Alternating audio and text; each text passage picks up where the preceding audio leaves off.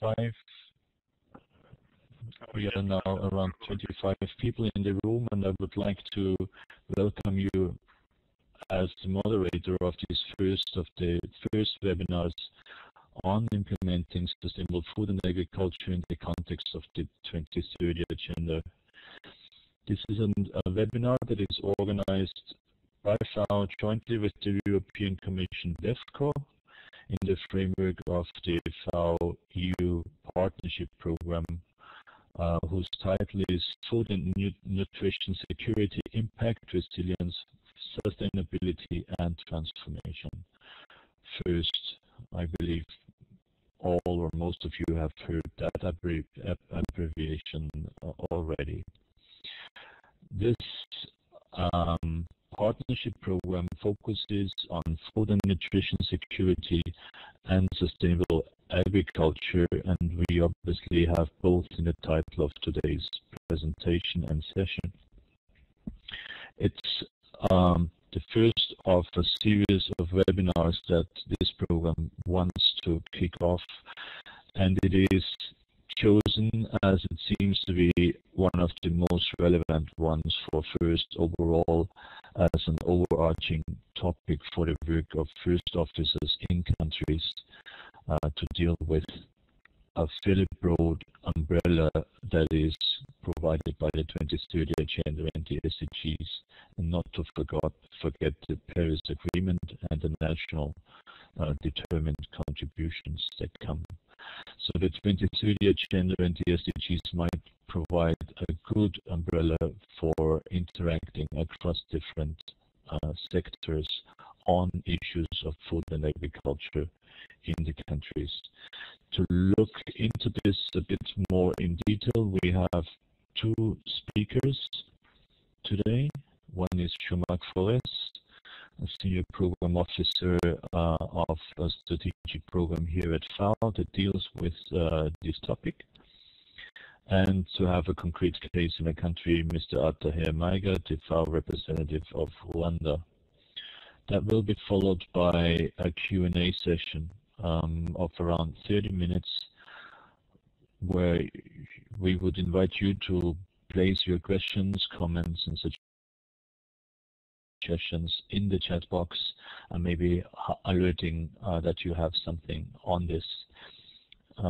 If I'm not mistaken, I believe you can also type your questions or comments while the presentation goes on. It seems not to interfere too much with what is said, so that we can collect your comments or questions as we go ahead, and then try to see what are the most pressing ones that are interesting for a larger group of people. We might come back to the technical aspects on this. Well, the objective of the session, maybe just to make clear why we are doing this. Again, as said in the invitation, is to discuss the role that agriculture, forestry, and fisheries are expected to play in the national development strategies, in the new governance framework that, in a way, is opened up through the 2030 Agenda in the country implementations. Without much further ado, I would ask Jean-Marc to give the first presentation. That should take around 15 minutes. And the topic is already in front of you, placing food and agriculture on the national SDG agenda. Jean-Marc, you've got the floor. Thank you. Good morning, everybody. So in this first presentation, I'll try to set the stage, examine the SDGs, and discuss how to place agriculture in the SDG agenda and what that means. Clearly, last year was a milestone, a turning point for sustainable development. The agenda was approved by the countries member of the UN. And as Evan just mentioned, it didn't come alone. It came with two important milestones, the Paris Agreement and the Addis Ababa Action Agenda on financial and non-financial means to implementation. So these have to be seen all together. Together, these objectives are expected to guide the action of the countries over the next 15 years, and that's why it's so important that we discuss this. They are designed to tackle the world's development challenges with the ultimate ambition of ending poverty and hunger and move to an era of sustainable development in all its dimensions, social, economic, and environmental. I think by now we are all familiar with this colorful picture of 17 goals, 169 targets, and that have to be monitored through 233 indicators. But what is behind this? What makes the Agenda 2030 different from what we have known so far, in particular the MDGs? It's really a transformation that will force all of us to, all actors, to revisit their role. Clearly, in particular for the UN support to member states is shifting, probably with more emphasis on policy advice, institutional capacity building, and monitoring of progress, and a facilitator of this whole process. What's new? First and for all, really the fact that this agenda was country-driven and is country-owned. It was drafted and negotiated entirely by countries with support from the UN and other groups, but countries were in the driving seat. It is universal in the sense that it is relevant to every country and not only developing countries, and indeed it acknowledges the fact that sustainable development can only happen if all countries take their part in this process. It is indivisible, and this is a very important element and very difficult to address, in the sense that while we have 17 goals, and there was a lot of discussion about the number of goals, it is acknowledged that no one goal is separate from the others, and all call for comprehensive and participatory approaches. So how to handle this is a challenge that all countries will have to address. And it is inclusive in the sense that more than for any other agenda before, it does engage all the actors, state and non-state, in particular private sector, civil society, and others. So, and it does it explicitly. So this is really a big difference compared to the past. So what does it mean for those of us who work in the food and agriculture business? Clearly, this agenda offers a vision for food and agriculture that is an enabler of sustainable development. This exercise here, what you see on your screen, is an exercise of trying to see how food and agriculture link to each of the 17 goals. And there is not a single one with which there is not a linkage. Sometimes very strong, of course, like SDG 2 on hunger and sustainable agriculture, but also in many others to different extents. There are several goals that are very dedicated to sustainable use of natural resources. It is very clear that agriculture will have a key role to play in combating climate change, poverty reduction, etc. So the lesson from this exercise is that there will not be success in achieving the SDGs if food and agriculture are not taken into consideration at the right level. Mapping the role of food and agriculture will become very important as countries progressively align their program with the SDGs. In this graph, we can see the results of a very recent exercise done by FAO. FAO is preparing its midterm plan 2018 and 21, and it has looked at the indicators, the SDG indicators, which FAO's program is expected to affect. And like many institutions across the world, FAO is doing this exercise, and we see this happening more and more at national level, but also at the level of many development agencies. In this case, this is a moving target because the process is ongoing in terms of drafting the midterm plan. But for your information, out of the 231 indicators, there are 50 indicators which FAO expects its work to contribute to.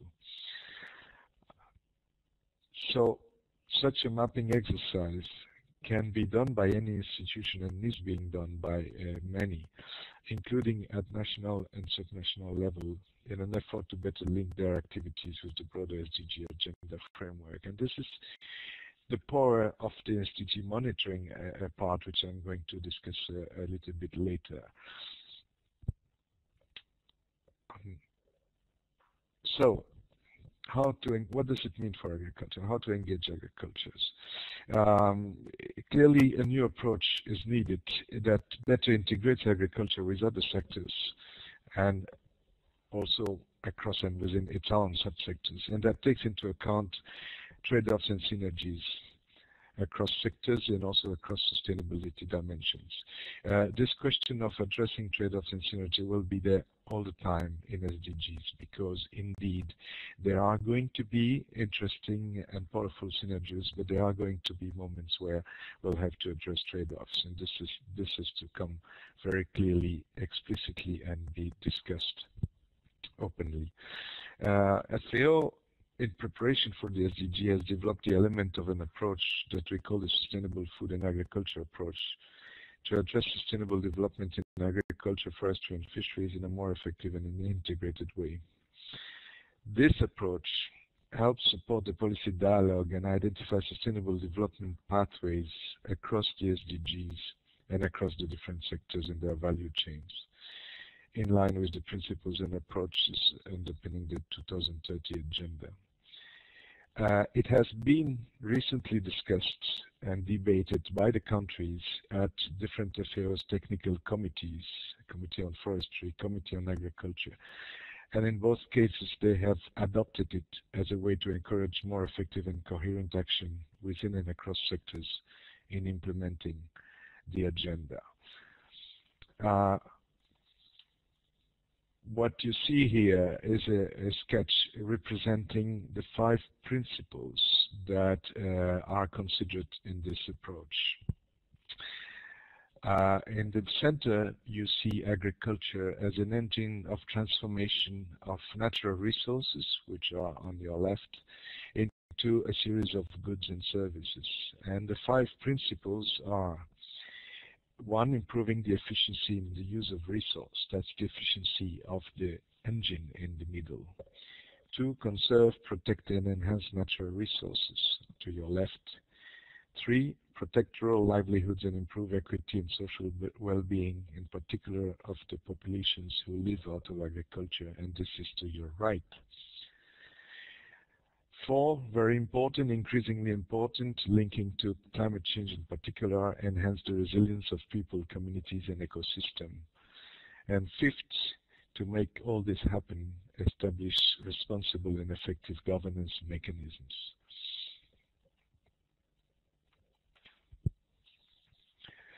So, how to raise the profile of food and agriculture in the SDG agenda at a national level? We are clearly in a transition phase. We are now 1 year from the signature. Countries are getting organized and starting to think about how to integrate the SDGs into their national plans, developing innovative partnerships and mobilizing means of implementation. They are establishing mechanisms at national and local level, in particular to provide platforms for this cross-sectoral, interministerial, intergovernmental coordination that is needed to address the SDGs. And the development actors at all levels are also revising their support to countries, adjusting their priorities in line with the 2030 agenda. So basically, the agenda is now the common text for everybody to refer to when we deal with development, and it is really the right time to engage with these initiatives in a proactive and constructive manner. Here you see on the right a document that is in preparation, trying to give some ideas on how to engage at national level on the agriculture on the SDG agenda.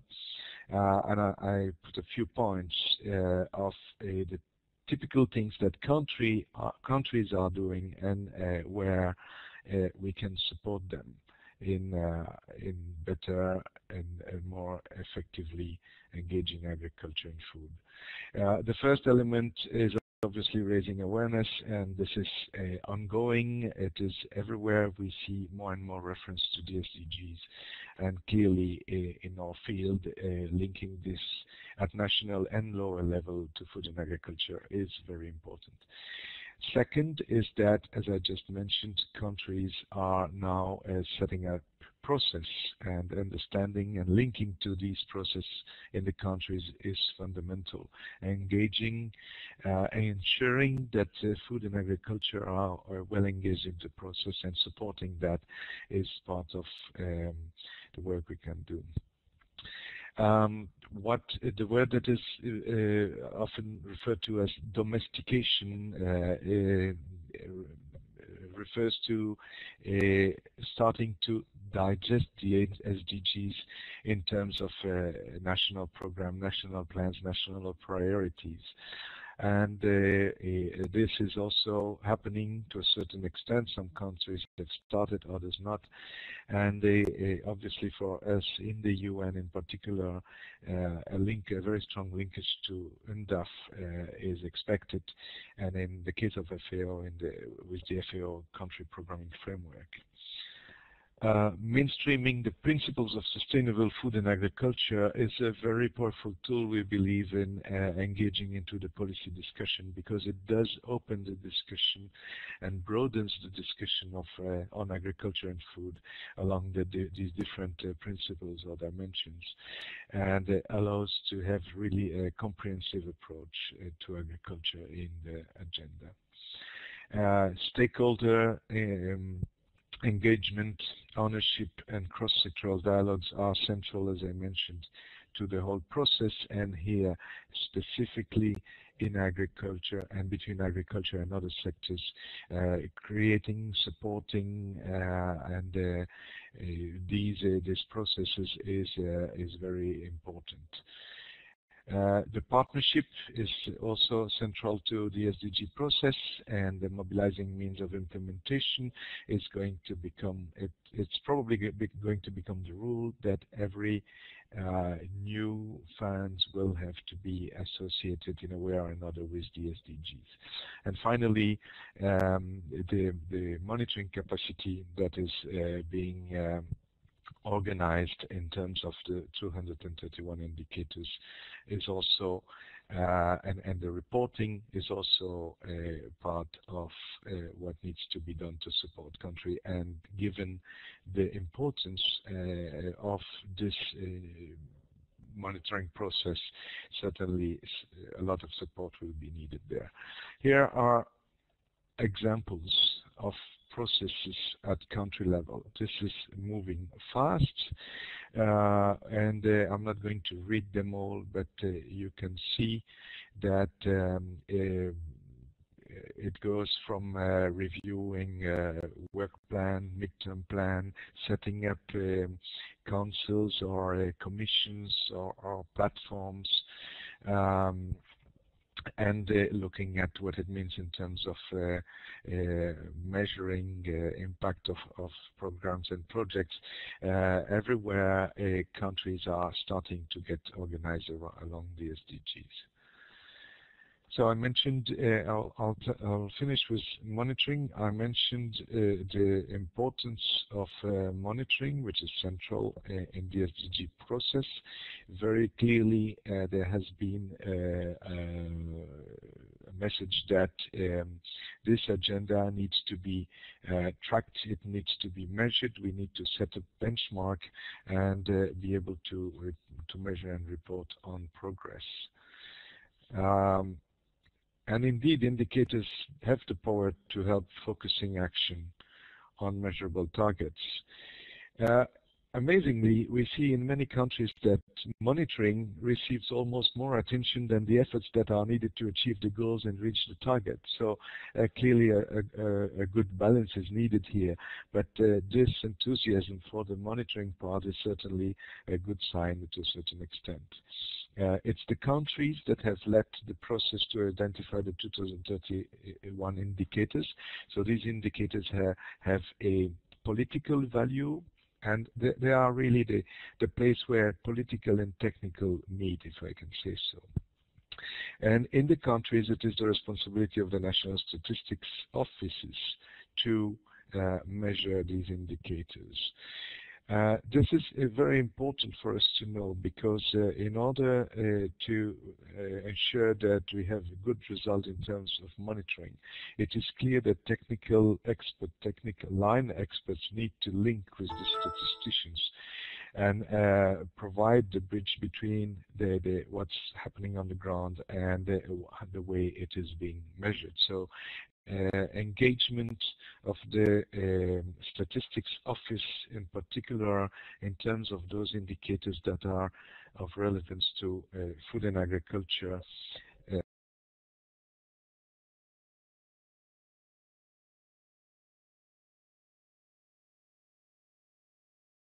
that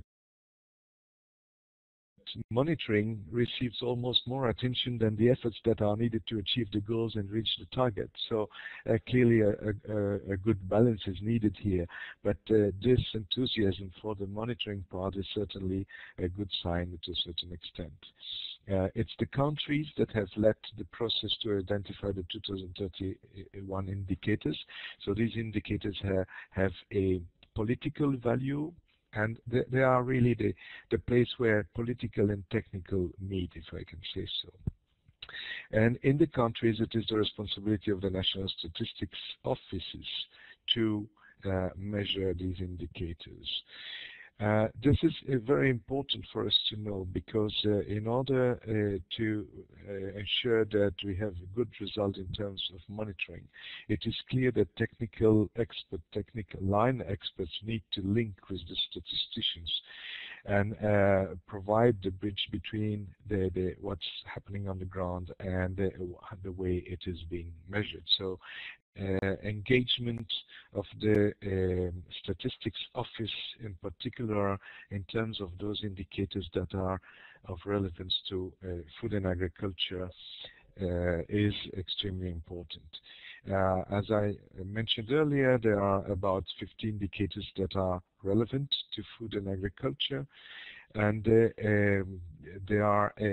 FAO itself is engaged very much into assisting countries in measuring some of the indicators, and also in developing the methodology and helping them starting to set up the approaches for those indicators that are new.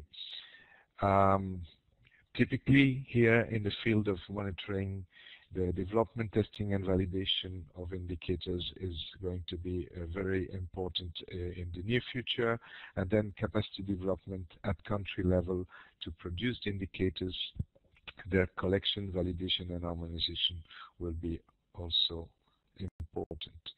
I'll stop here and thank you for your attention. Thank you, Jean-Marc.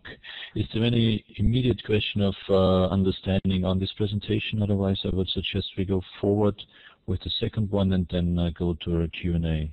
If you have any immediate question of understanding, please signal this now.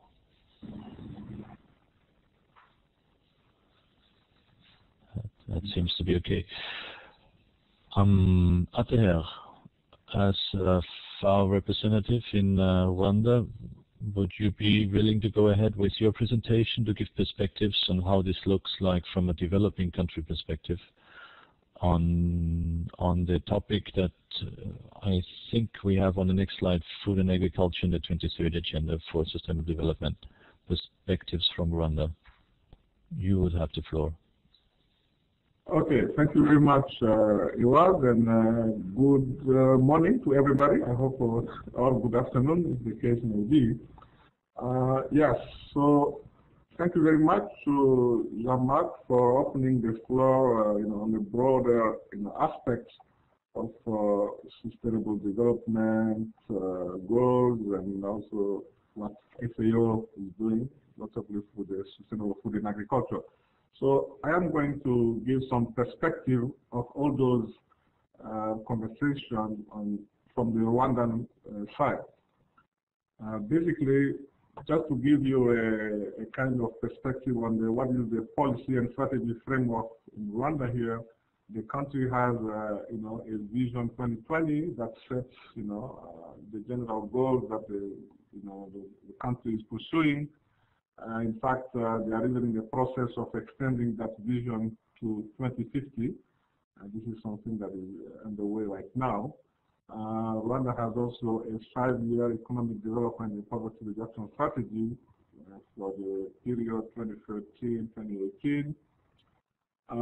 If we come down at the sector level or cross-sector level, I want to mention, what is called here the cross-sectoral green growth and climate resilience strategy that goes up to 2050, and also the agricultural transformation, strategic plan that is also aligned to, the EDPRS that I referred to.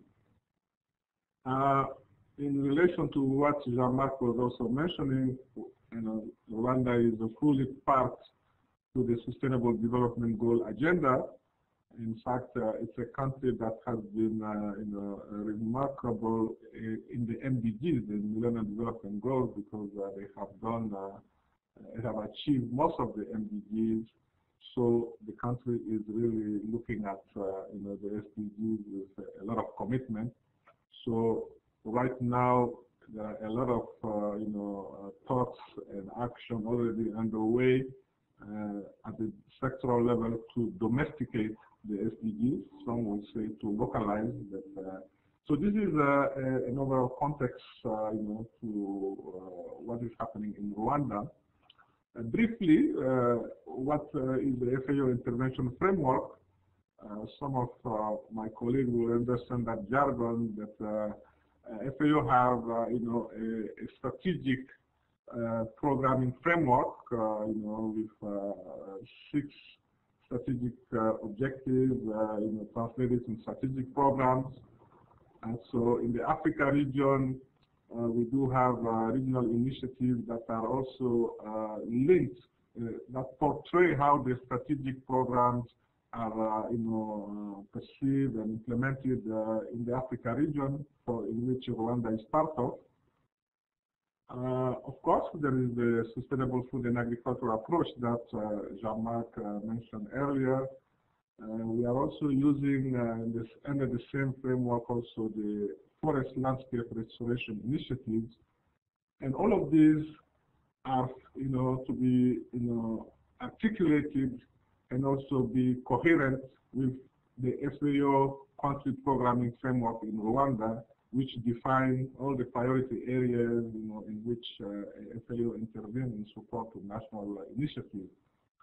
The sustainable agriculture, is considered central, for achieving many of the SDGs, Jean-Marc mentioned, and also it represents a prominent feature in the intended nationally determined constraints. This is something that countries like Rwanda have submitted prior to the Paris Climate Agreement, that kind of give a taste of what the country intends to do for climate change initiatives.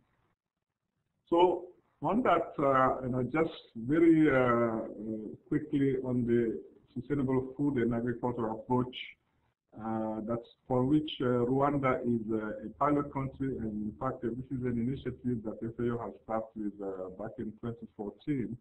So Rwanda was among the pilot countries, among 4 others that we can see the names on the screen there. Basically, in Rwanda, the SFA program, conducted, stakeholder assessment of the main sustainability issues in Rwanda, and this allowed, the identification of, the main challenges related to sustainability and food and agriculture in Rwanda. So this chart is just trying to, portray the fact that the challenges that have been, mentioned or identified, raise questions that fall in 4 broad areas of action for operating sustainability, which is evidence, it is dialogue, it needs also tools, and also practice changes. So basically, this is what this diagram is trying to portray. I will spare you the details.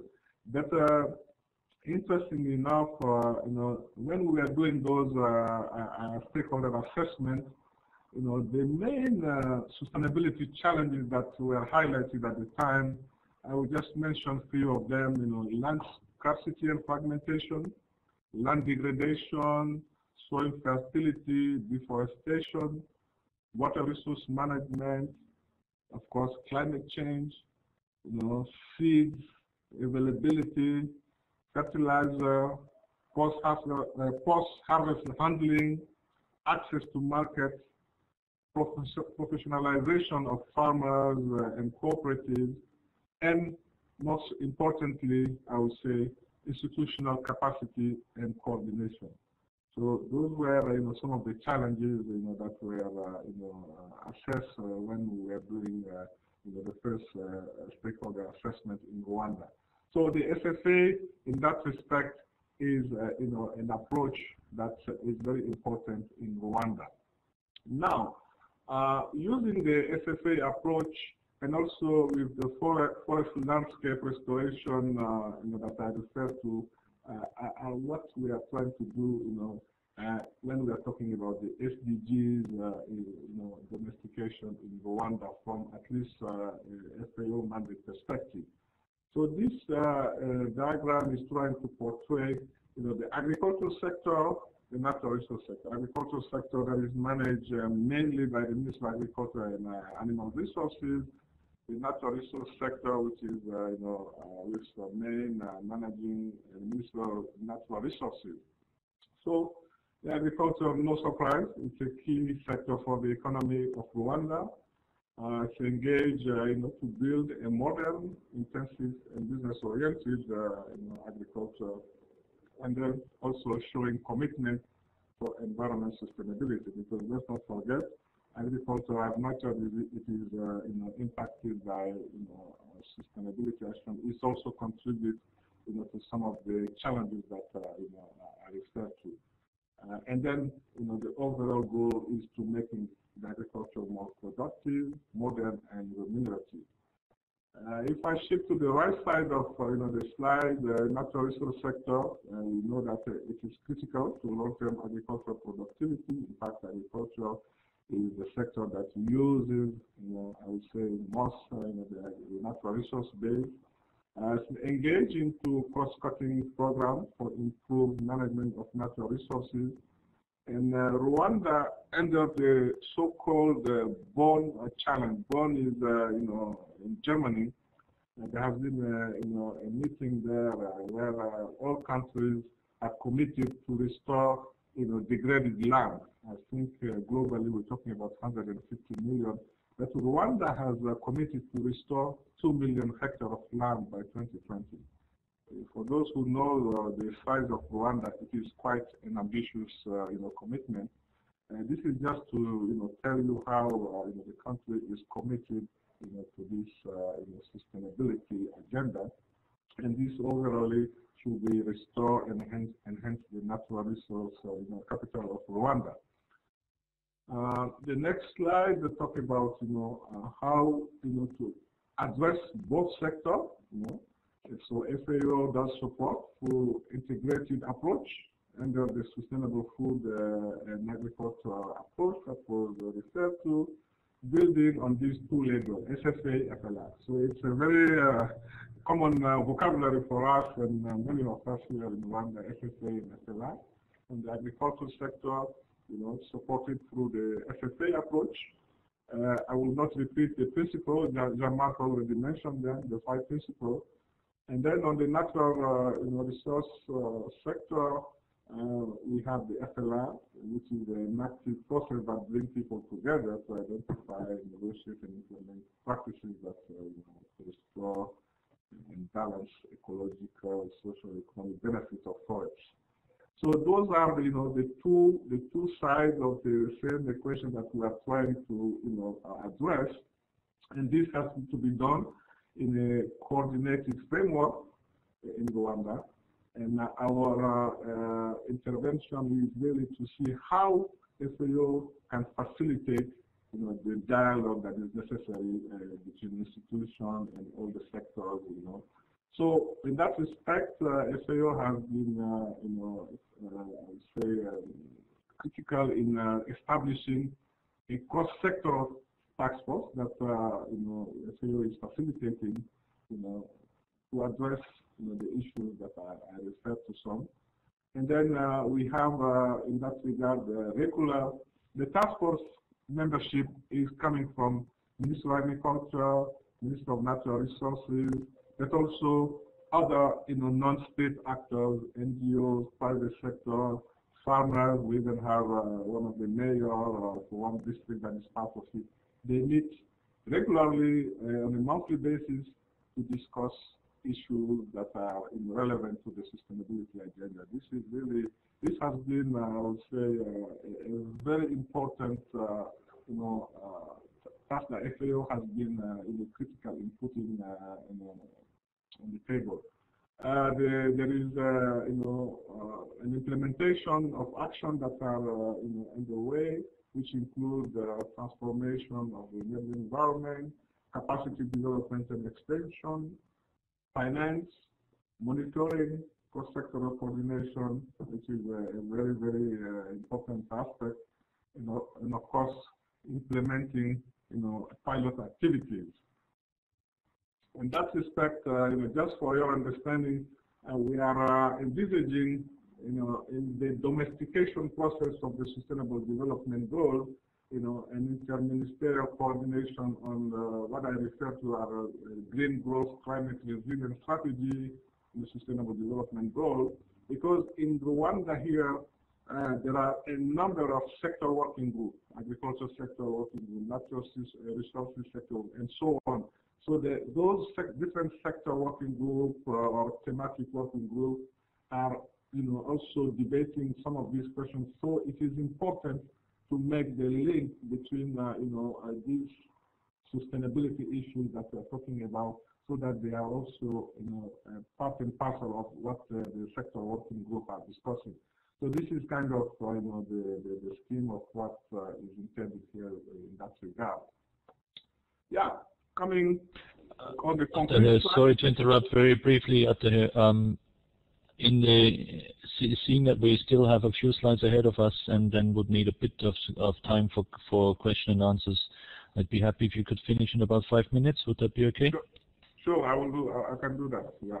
Thank you. Here I'm just trying to illustrate some of the concrete activities that we have been doing already. In fact, FAO has opted to concentrate our intervention in a particular geographical area, notably in Rulindo, which is in the northern province, an hour drive from Kigali, where we are trying to apply these different approaches that I mentioned. You can see here, partnership with the Rwanda Green Fund called for NEWA in piloting land restoration for farmer field schools. I will go very quickly. You can see we have been also implementing, supporting farmer field schools, for in sustainable intensification, for improved seed fertilizer. And you can see the pictures here. Some of you have probably been there already. And these are examples, of intervention that FAO is doing elsewhere in the country that we are hoping to scale up under the Sustainable Food and Agriculture. This is, for instance, a poultry intervention that is meant to create jobs for youth, but also to improve nutrition security. These are interventions, in the natural resources, in the honey, mushroom, and passion fruit. And lastly, this is in the nutrition side, whereby we are promoting, kitchen gardens, to improve nutrition indicators in Rwanda, because stunting is a big problem in Rwanda. There are, a number of areas that we want to scale up, under the SFA and the FLR, which include analyzing, because the SFA is an evidence-based approach, so we continue analyzing sustainability issues and how we should prioritize. We will continue, the dialogue, facilitating the dialogue between, the different institutions, and also try to see how we can address weaknesses, and strengths that are identified for the process. So you can read some of those by yourself. Now, just a link to an important partnership that FAO has with the European Union. The first that has been introduced when at the beginning of the webinar. This is a very important FAO-EU partnership, with the purpose of providing policy assistance mechanism for improved food security and nutrition. The objective, I think, is known to many of you. I will move quickly because under these initiatives, a policy officer will be, in Rwanda, based in the Ministry of Agriculture, to help, these different processes that I referred to.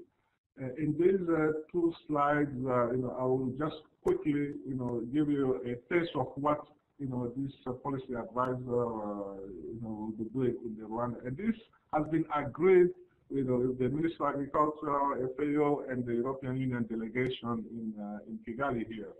So basically, we are hoping that that person will be able to do some, analysis, of policy analysis of, the different interventions that are, happening in Rwanda, including interministerial framework for sustainable agriculture, building on the SFA approach.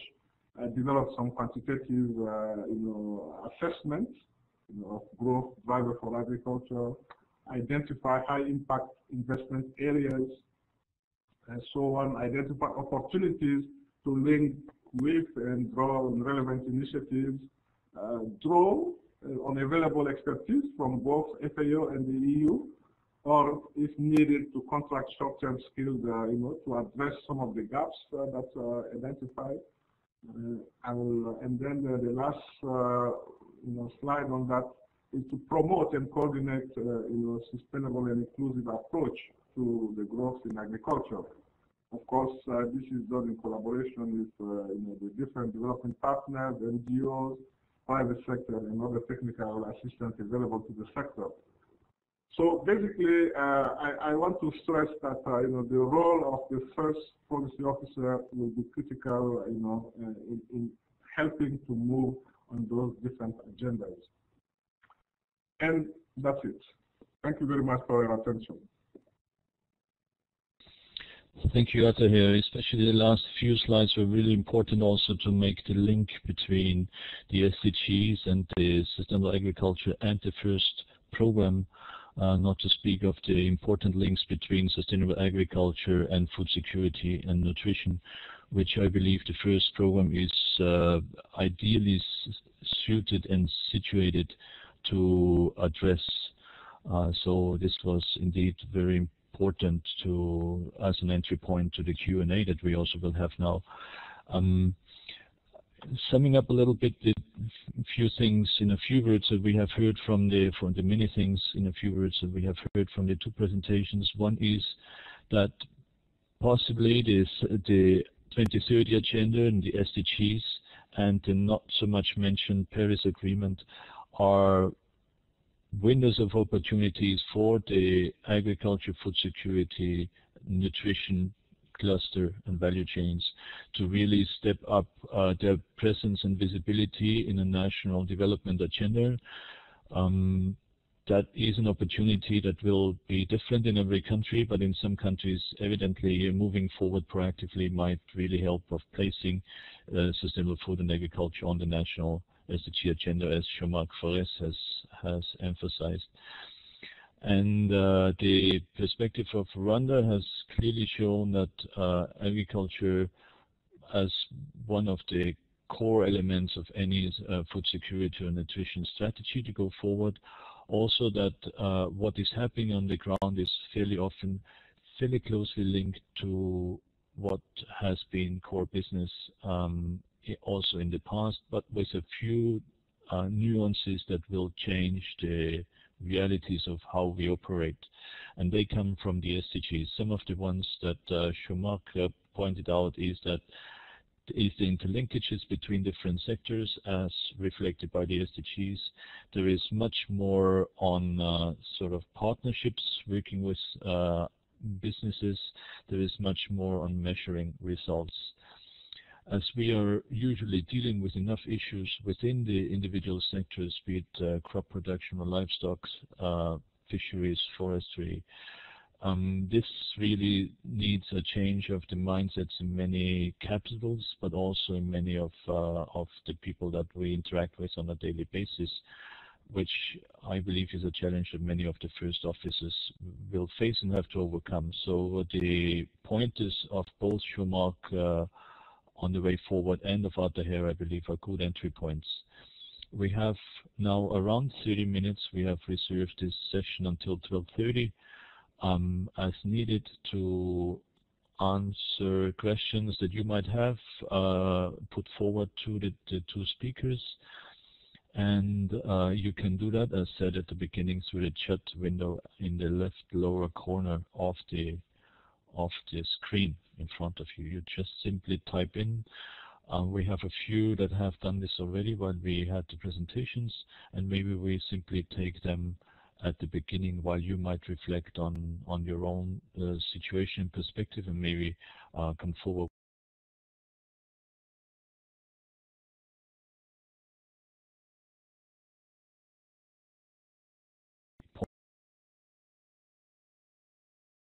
Pointers of both Jean-Marc on the way forward and of Attaher, I believe, are good entry points. We have now around 30 minutes. We have reserved this session until 12:30. As needed to answer questions that you might have put forward to the two speakers. And you can do that, as said at the beginning, through the chat window in the left lower corner of the screen in front of you. You just simply type in. We have a few that have done this already while we had the presentations, and maybe we simply take them at the beginning while you might reflect on your own situation and perspective, and maybe come forward with a comment or a question that you might have and want to discuss. The microphone will be open for the speakers. So unfortunately, we can't have a full dialogue amongst ourselves, but maybe there is some other format of following up as the questions that come in, I think, are very relevant, and I'm sure that there are many others that would be useful for us to learn what others think. Well, I understand that there are 4 questions. Why not take them in a sequential order as they came in, if that's okay? So Günther Feiler asked about the SDG indicators during Jean-Marc's presentation on the universality of the SDGs, and what is the implications for developed countries to go forward, as this is obviously addressed, which is also quite sort of a change to the MDGs, that the developed countries are just as challenged to address the SDGs. Jean-Marc, I wonder whether you have an answer to that quickly. Yes, thank you. Yes, that's an easy one compared to the next one. But what is happening in developed countries is that a similar process is taking place, in particular looking at the targets and trying to find out where the countries are in relation with these targets. As I said, the monitoring process is just starting, but there are already a lot of well-established indicators, and in other cases there is a more qualitative assessment, but countries do establish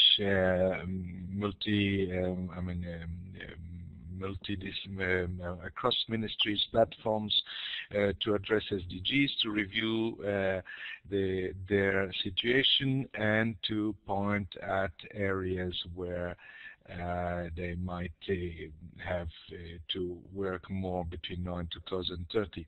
So this is very much similar process as what's happening in developing countries.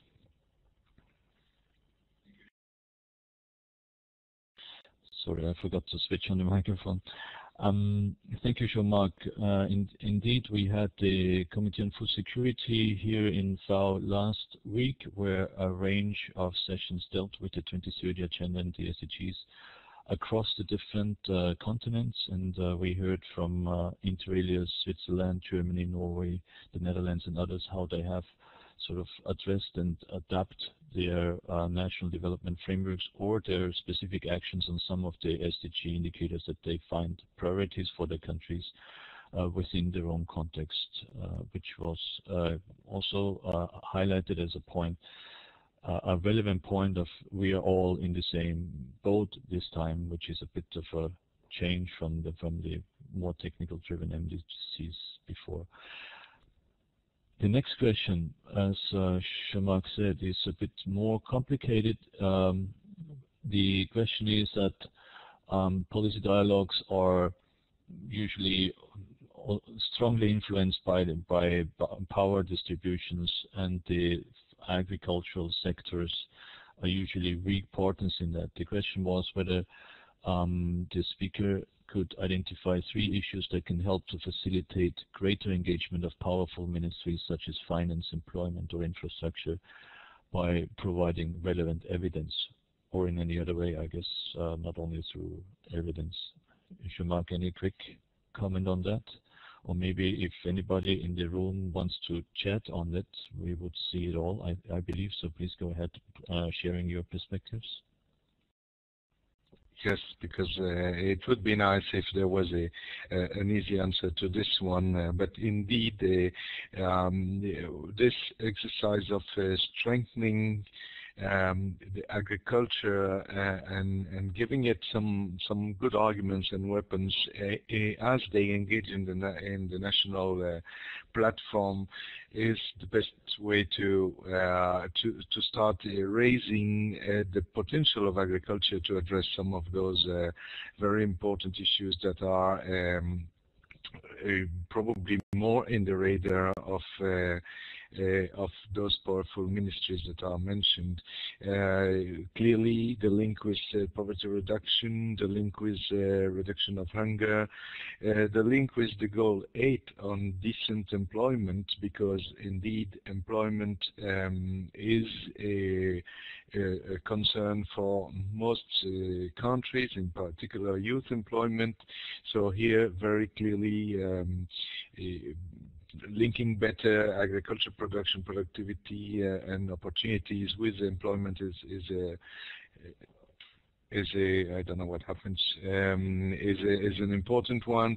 The relation with health and nutrition, and the relation also with peace. But indeed, I mean, probably it is our role to try to highlight these issues more and more, and at each time we can, and to make sure that those less powerful ministries of agriculture, forestry, and fisheries do speak, get the information, the rationale, the justification that they need to raise the profile of agriculture in when it's going to be time to share the cake in terms of development resources. But definitely, I mean, this is just these are just a few ideas, and I'm sure it remains a major issue for us all to solve. Thank you, Jean-Marc. Attaher, would you be able to say a few words on this as well? Yeah, definitely. Yeah. So yeah, I think it's a very pertinent, although also complex question, but very true. Because, for instance, in the case of Rwanda, Rwanda is a country where, for instance, most of the partners, the donors, are using budget support, which means the resources, go directly, in the national treasury. So, Ministry of Finance and Economic Development is indeed a very powerful ministry. So the importance of other line ministries such as agriculture being able to kind of raise their own profile is very important. So I think it's a very important question. But I want to stress that there are a number of ingredients in Rwanda that are worth mentioning. I think the type of leadership that is in Rwanda here, certainly is a positive one, which can help in that regard. If you look at Rwanda, is still a country where agriculture contributes to 33% of GDP. It still employs about 70% of the population. So I think it's difficult to ignore in that respect, which is I think an advantage. And also there is an accountability framework in Rwanda, that is quite, I would say, special, because everybody has, what they call performance contract, from the president down to the field with the farmer, at the district level and so forth. So the fact that, that accountability framework is, very sound and also well monitored, it also, to me, helps in that regard. And of course, I would say, the role that we as development partners can play, in helping, those line ministries in articulating, the different issues are something that is important. So that's why I think even these first initiatives, as far as we are talking about agriculture and natural resources, is an important one. So those are the comments that I wanted to make. Thank you. Thank you, Attaher and Jean-Marc. This is obviously a topic that will occupy most of us as we go forward. Nonetheless, the SDGs possibly have provided us, at least in many cases, with a door to be in the room to argue, rather than having difficulties of entering the room. We will go to the next question, which is addressed to you, Attaher, and there are two actually that bring up the topic. It deals with how do we address food security and the need, in many cases, to increase the production and the productivity through becoming more modern and business-oriented agriculture, with the fact that many agricultural farmers are not necessarily capacitated to move in this direction. And there is also the other issue that structural change that this process has would in many cases have negative consequences for small-scale farmers or others that might be squeezed out. How do you see this in Rwanda or in general? How would you balance this modernization need with the need to have social sustainability and social security? Yeah. No, I think this is a whole developmental challenge, that many African countries or developing countries face, because you have a large segment of the population that is in the rural areas with relatively, I would say, little capacity in terms of even literacy and so on. But they do know how to farm. But of course, they need, capacity help to get access to knowledge, to get access, to the good practices that are out there, whilst the country is facing a number of challenges. We mentioned some of them, like climate change. In Rwanda, in particular, is very vulnerable to a lot of shocks like soil erosion, soil fertility. Now, how to tackle that? I think the government is really determined to make sure that knowledge is transferred to to farmers. there is a limit to that.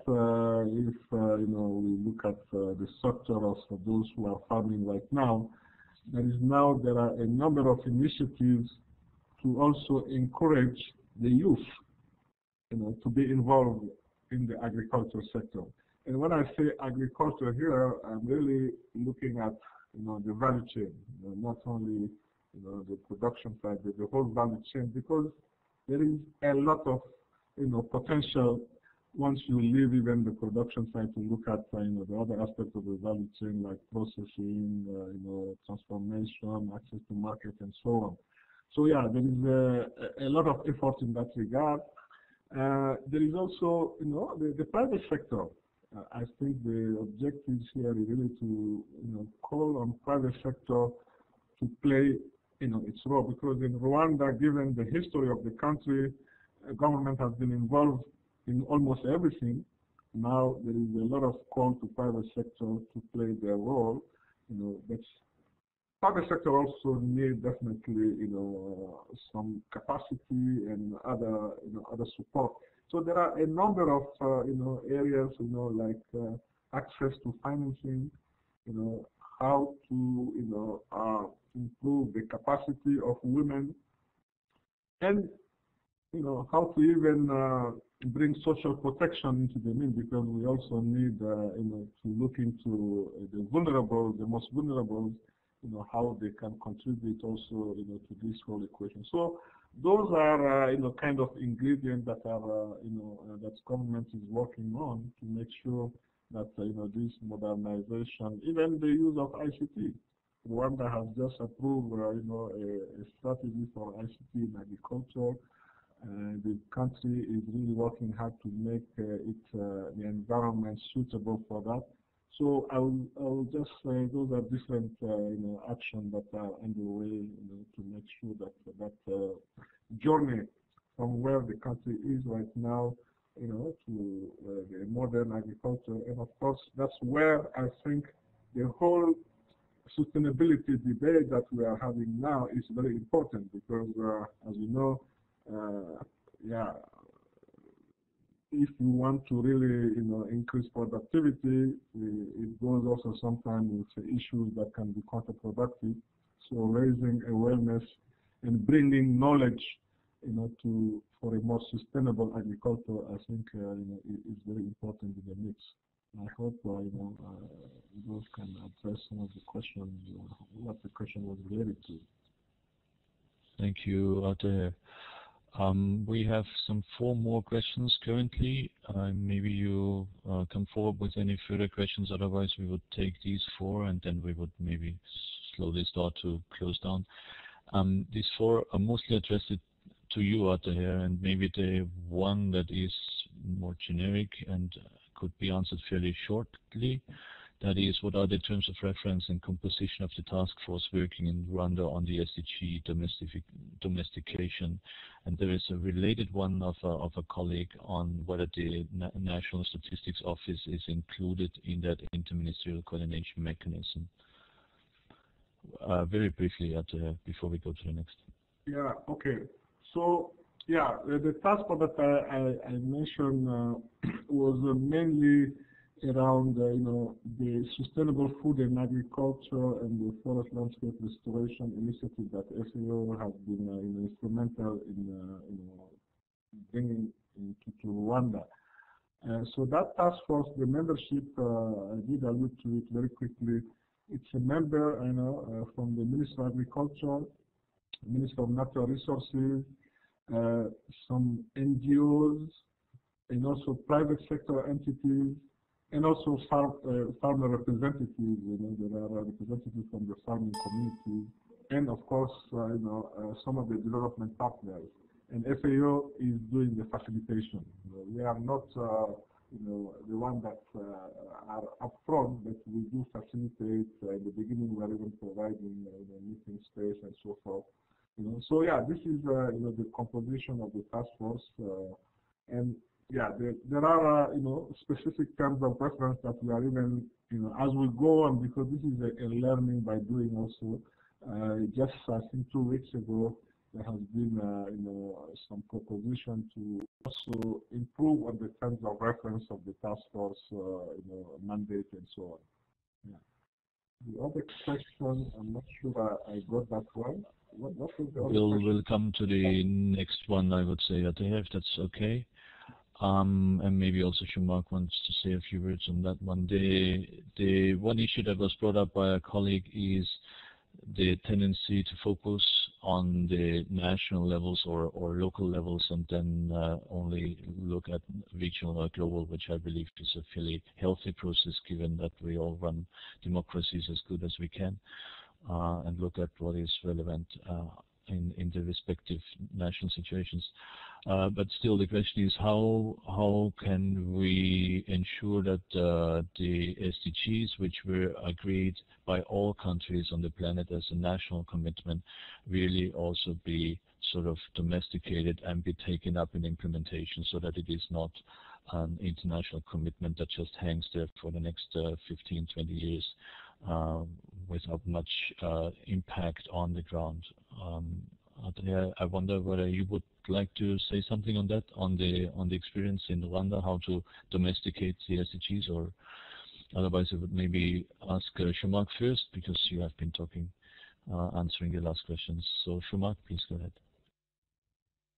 Yes, yeah, indeed. I mean, country priorities are country priorities, and basically what we see is that practically everywhere countries are embarking into looking at those SDGs and see how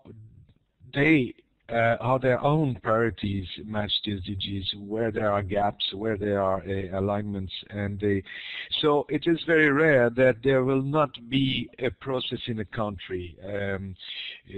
Of course, I mean, at the UN level, it's often normally the UN resident coordinator who would lead the UN side and engage with the national government on that.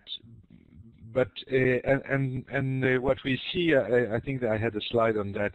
We see that the governments are getting different paths towards progressively engaging into the SDGs.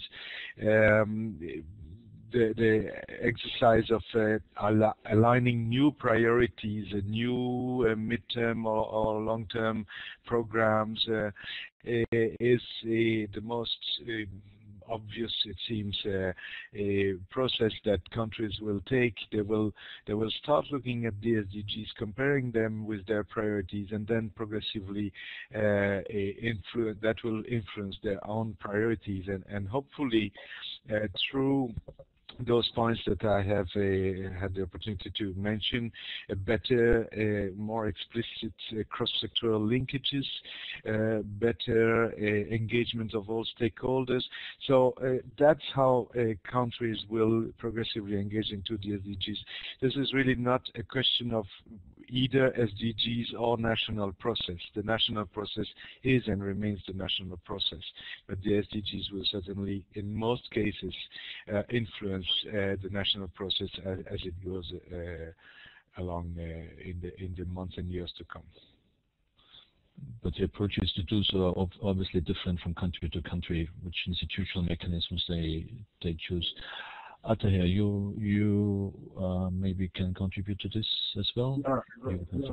No, I think it's a good question, but in the case of Rwanda, for instance, I think the preoccupation is the domestication means, first of all, how to reflect the SDG agenda in the national, policy and strategic, framework that are, so this is really what they are trying to do. It is, looking at, the EDPRS that I refer to, the poverty reduction strategy, and also if you go at the sector level. That's why presently all the sector working group have been called on, to look at what the SDG means for the different sectors, because Rwanda is also in the process of review most of its policy and strategy document, because the time frame was 2013-2018, so we are almost past midway through. So there is a review going on. So those reviews are informed by what is happening, how the SDGs should be mainstream in those environments. Even I mentioned the vision of the country 2020 is being extended to 2050, 2050, and that 2050 vision is the SDG will be central to that. So there is no two processes in Rwanda like say this is the SDG, this is the national strategy, to see how the national framework SDG is mainstream in that. And of course, when you look at the national strategies, I think the regional dimension is very important in Rwanda, because when you look at the size of Rwanda, you will understand that the policy objective is really to target some regional or even international markets. So the regional dimension is, of course, very critical to that. And Rwanda is quite dynamic. I think the East African community and the African Union context are very relevant in that regard. Yeah. Thank you, Attaher. We have two further questions that are particularly relevant. Maybe we spend a few minutes on this still. Both are addressed to you, Attaher. The one point takes up what Jean-Marc has mentioned, that a lot of sort of attention seems to go to indicators, yet the indicators are only there to measure change, and the most important is to achieve some change. You have addressed partly the National Statistics Office and whether this is included in the interministerial coordination to make sure there is a link between the data collection side through the Statistics Office and the policy side. Maybe you can say a word on this. But even more broadly, the question is about how to actively promote effective cross-sectoral mechanisms that bring really the civil society and the private sector in more strongly in both designing and in implementing a range of different initiatives to move forward on food security, nutrition, sustainable agriculture in the broader SDG and Paris Agreement context. Can you swallow that question and still have a short answer out there? Sure, I'll try. In fact, in Rwanda, the statistics side is handled by the National Institute for Statistics of Rwanda, NISR. And in fact, they are playing a lead role, right, as the domestication process is starting, because they have gathered with all the different sector working groups, to look at what are the indicators that will need to be measured for the SDGs, what are the gaps, and so that the data that is behind that could be being collected. So yeah, their role is quite important, and they are playing that right now because as I mentioned, they are leading all the sector working group in the SDG indicators and data requirements, which is important. Of course, I think even that institution needs some support. That's why I think in the UN, I think the statistical capacity of the UN, of the FAO, need also to be brought to to them to see where the gaps are in terms of, because some of the data I'm sure for the SDG have not been measured before. If I look at even since we are talking about sustainability, how you measure the indicators, to measure sustainability, I think this is a whole new area for which FAO and other UN agencies need to bring the international statistical capacity and capabilities to complement those. But definitely it's something that is already happening here. I'm not sure I got the other aspect of the question. Can you repeat that for me, please?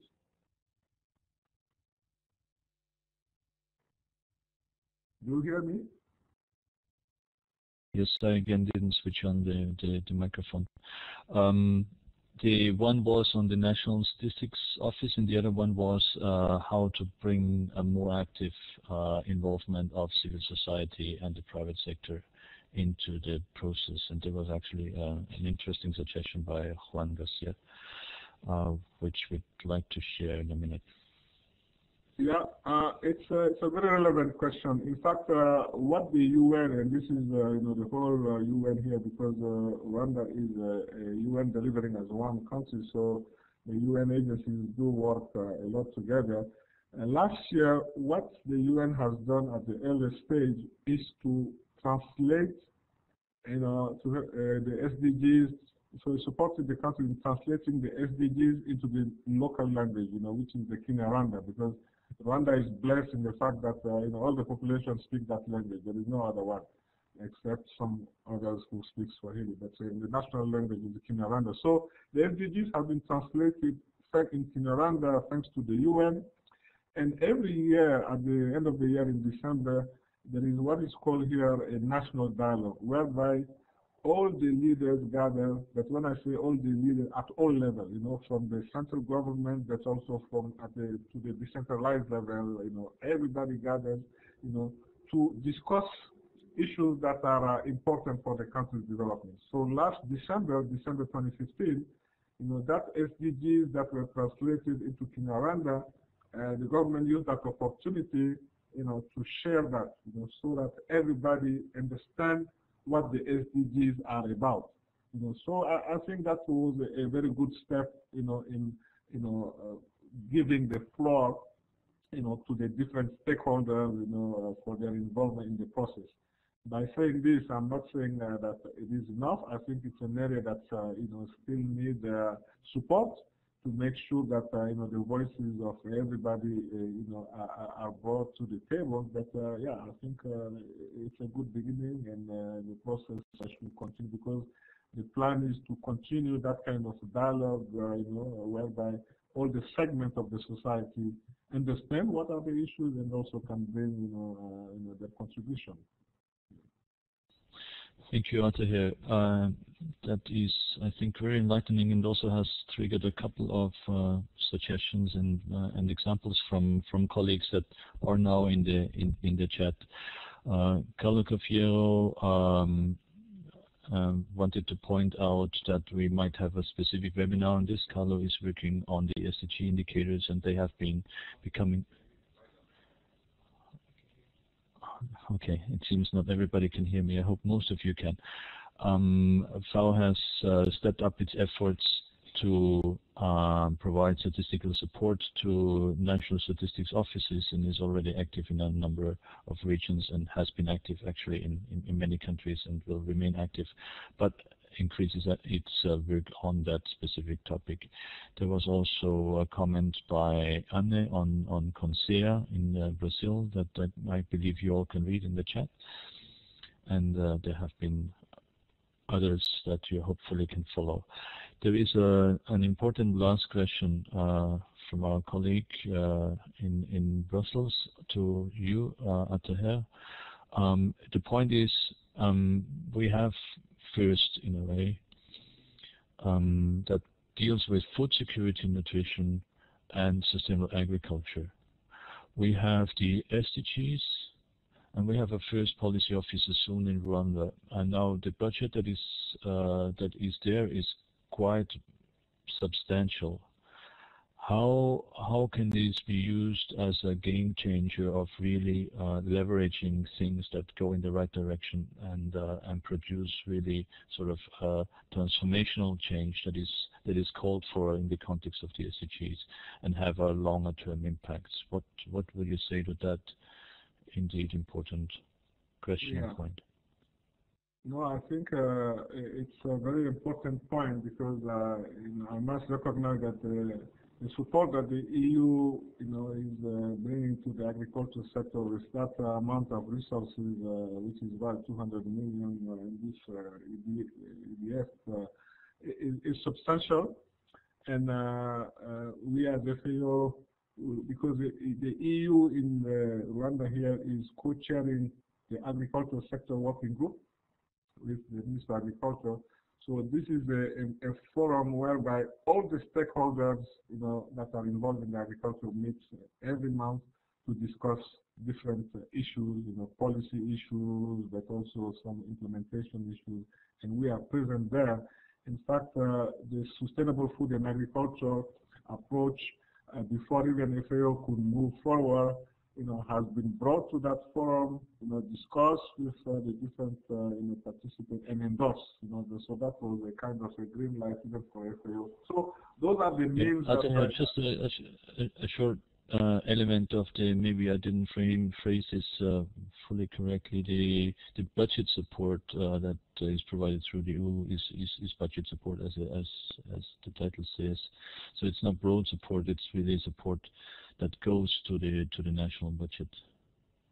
Maybe if you have something more specific. In fact, that is my understanding also. The resources that the EU is providing to Rwanda are, it's I would say probably 80% for budget support. So it's mainly budget support, But then, the issues or the areas that are prioritized by government, as I said, those are in the policies that are behind, are discussed, in the agricultural sector working group, to which all the stakeholders, involved in the agricultural sector, do participate and discuss issues, So it's a forum that discusses all the issues, although, from the resource side, it's a budget support, mechanism that is used. But, the influence on what is happening, the discussion, the challenges, the ways, where, the direction where the government is going, those are discussed, at the agricultural sector working group level, to which, FAO does participate. And we are hoping that that's why the role of the first policy officer will be also critical, because the policy officer will be based in the Ministry of Agriculture. That is the agreement, that was reached here in Rwanda. So he or she will be at the center of all those, discussions, from happening from the ministry that is beyond the ministry level. Even last Friday, the EU ambassador organized, a small round table in which he invited, of course, FAO was there, but he invited some key non-state actors. These were NGOs, private sectors, academics, to discuss exactly, what are, the issues in the agriculture and how the EU, contribution to this level is supposed, to address. And I think there was a very interesting feedback that the EU ambassador has gathered there, because he is soon going to have a policy. In fact, have a policy dialogue with the ministry on a regular basis. I think he's planning to meet with the minister this week or next week. And the feedback from those discussion that we had last Friday, is going to inform what the interaction they are having. So I think this is what is happening in Rwanda in that respect, and I think the role of the first policy officer will be very important, because that will be a good channel, to kind of steer in the right direction some of the different things that are, because let's remember, the first policy officer reports to both EU and the FAO at the country level, although the person will be sitting in the Ministry of Agriculture. Thank you, Attaher. Indeed, that is what we hope, that we can help first policy officers in countries do very well, including through this series of webinars, of which this was the first one. If there are no further questions, there is another comment that just came in, and I think it's very relevant. I hope we can compile these and send it around, because this is good examples, and possibly a starting point for further sort of interaction between the different officers that have been in this chat. But otherwise, if there are no burning questions, we would conclude this first webinar just in time as scheduled. We have deliberately chosen a very broad one that we believe is really has the ambition that also the first program has, namely spanning food security, nutrition, sustainable agriculture, in a broader context of both the SDGs and the Paris Agreement, but then have something very concrete to be changed on the ground, and the SDGs in many respects gives good suggestions on where to place emphasis on, and needs still a lot of work, which we hope that the first officers are able to tackle. So with that, I would just thank everybody, and I hope you had an interesting 1.5 hours with us. And we would specifically thank the EU colleagues that made that possible, not only through the funding of FAORES, but also through the technical enabling the technical environment for having this webinar. And of course, I personally also thank the first team that made every effort possible, that you are all on board, and hopefully have been able to follow well. And last but not least, the speakers that have provided these very valuable insights, both Jean-Marc Faurès here at FAO headquarters and Ms. Attaher Maiga in Rwanda. Thank you very much indeed. Last but not least, thank you all for joining. And I learned from the organizers that the recording of the webinar will be shared. So if you miss something, you can listen through another 1.5 hours of what we have been talking, and or you can share it with others that might have missed the session to follow the presentation and the discussion. And that, I understand, will also include the chat conversations, so what you have shared through chats. And I thank you very much for that. Would be available to others to learn from, and maybe also contact you on that. With that, I thank you and wish you a good rest of the day, and for some of us a good lunch break, for others a good evening. Thank you. Bye bye.